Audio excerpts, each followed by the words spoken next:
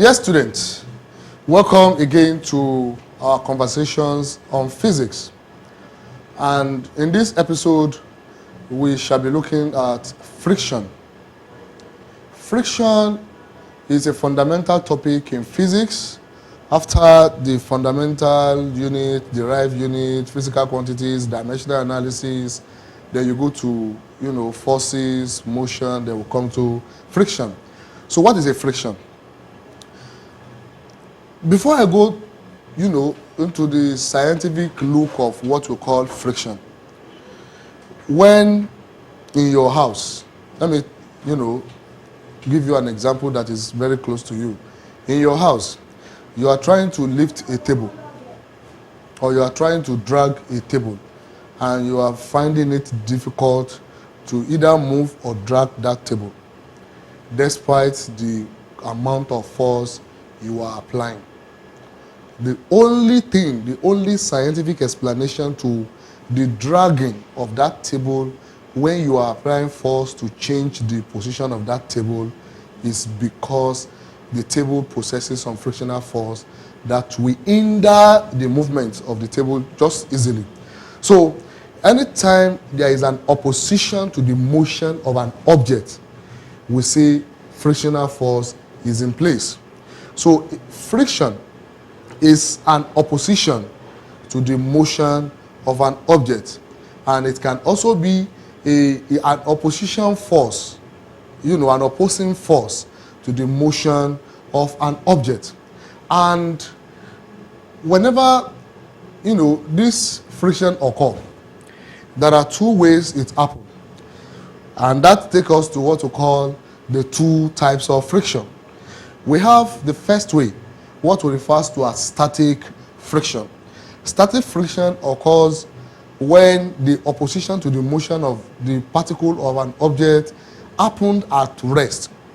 Say, for example, your dad, late last night, parked his car in the compound, and early in the morning when he wants to move the car, he tried to start the ignition, and the car refused to start. If that car is a manual one that they can push to start, they ask some persons in the house to come and push the car. When the set of people that were invited, say they invite your sisters, either younger sisters or elder sisters, and by nature ladies tend to be a bit not as strong as men. So while they were making attempt to push the car, when they push, the car will return. It appears as if you want to move and it returns. They are applying force to change the position of the car, that is, to put the car into motion. But the frictional force possessed by the car is resisting them from setting the car into motion. When opposition occurs to the motion of an object at rest, we say we have static friction. But when an object is already in motion, then there occur an opposition to the motion of an object. Say, for example, a vehicle is driving on the main road, on a major road, and all of a sudden there is bump, which is generally referred to as down blow. That vehicle will stop, slow down a bit, so that it can navigate that bump with ease. Even though the vehicle eventually passed, the bump has served a purpose of friction because it has opposed the motion of that object. And many other examples that you might think of. So two types of friction. We have static friction and we have dynamic friction. And this friction has advantages and it has disadvantages. One of the advantages of friction is working possibility. When we buy a new shoe, you will discover that the below part of the bottom part of the shoe have some threading that they put there.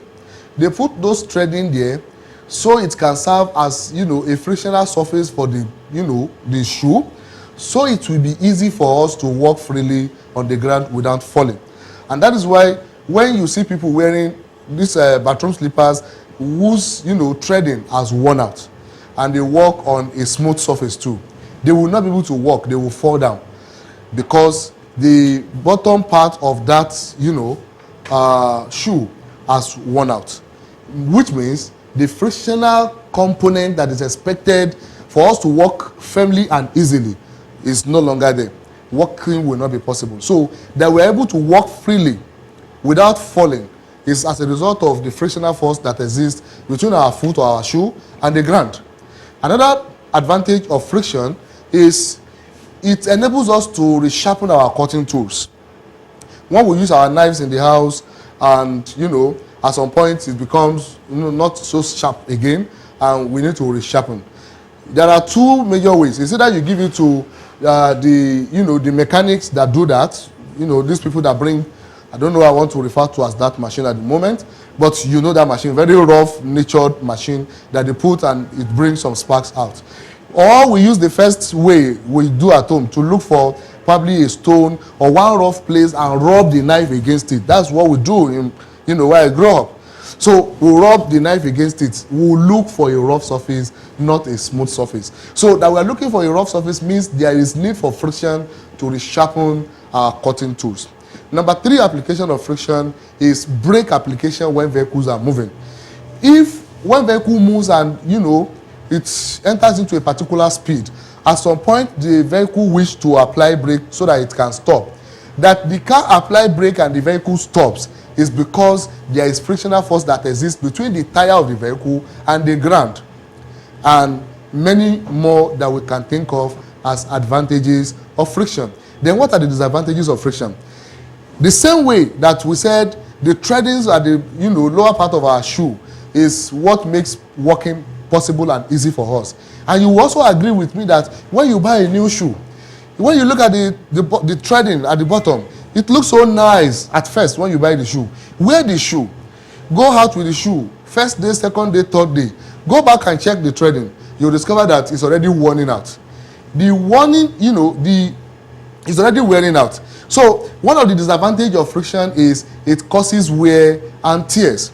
So when you continue to wear, sometimes some of us when we are growing up wear slippers that after the lower part of it, has worn out, then the next thing is the thread will also cut off. So there is nothing that make that to happen if not for the frictional force that kept on acting on the shoe, on the slippers as we continue to use it. So the first disadvantage of friction is it causes wear and tears. The second disadvantage of friction is it opposes motion. That it opposes motion is actually a disadvantage. So that friction opposes motion is another disadvantage of friction.